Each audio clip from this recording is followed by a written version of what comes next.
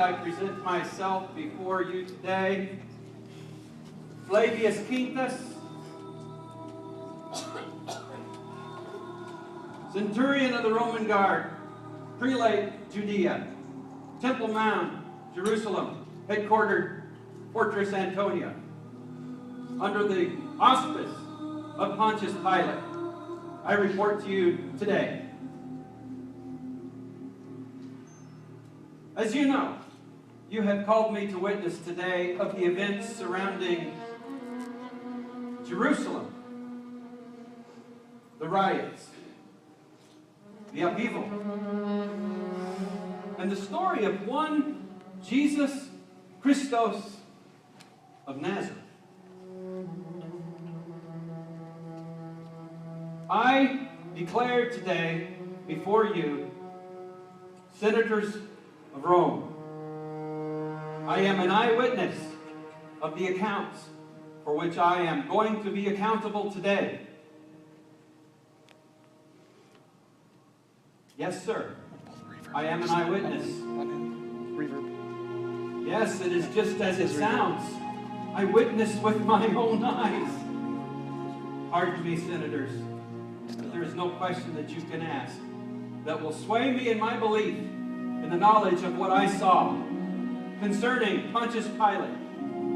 The day when I was called into question, I had just set the guard for the morning. It was the Jewish Passover, Friday, the 8th of Aprilis. Early in the morning, I was summoned to Pilate's court. When I arrived, Pilate had already witnessed a trial. Not knowing what to do, our auspicious Pilate had sent the accused on to King Herod, the puppet governor of Judea. But Herod could find no wrong in the man who was accused by the Jews, and I submit to you that the Jews were in an uproar. In fact, they were outraged. They were practically rabid. They were foaming at the mouth to kill this man named Jesus Christos of Nazareth. When I arrived on scene, this one Jesus Christos had been brought back to Pilate's court. He had been beaten, he had been mocked, and it was obvious on his face, as blood was streaming down the side of his head, that someone had hit him, someone had struck him, and had drawn blood. Pilate, not knowing what to do, pulled this one Jesus into his inner chambers, although the Jews themselves were screaming for his trial to have a speedy end. Pontius Pilate brought him where no one could hear, except those who were the guards. And being centurion, I was allowed to enter into the innermost chambers of Pilate's court. And I listened to some of the questioning that Pontius Pilate gave.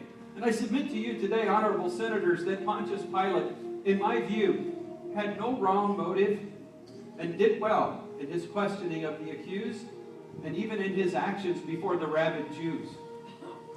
I witnessed this man standing before Pilate.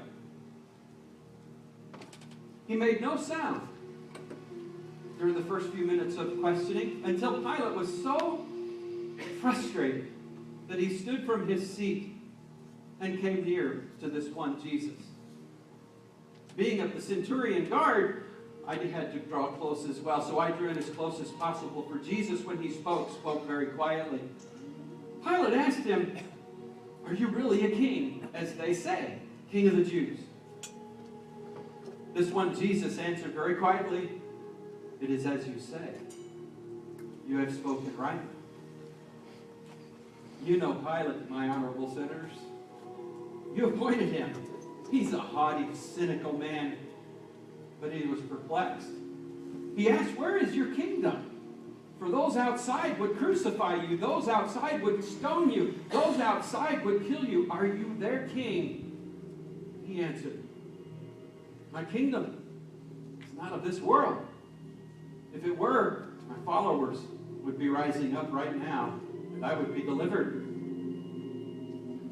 Pilate shrugged, sat back down in his chair, and thought for a moment. At that moment, his wife came in. You know his wife. What a woman. Mean as can be. She came in and tapped Pilate on the shoulder and whispered to him. I leaned in close. She said, have nothing to do with this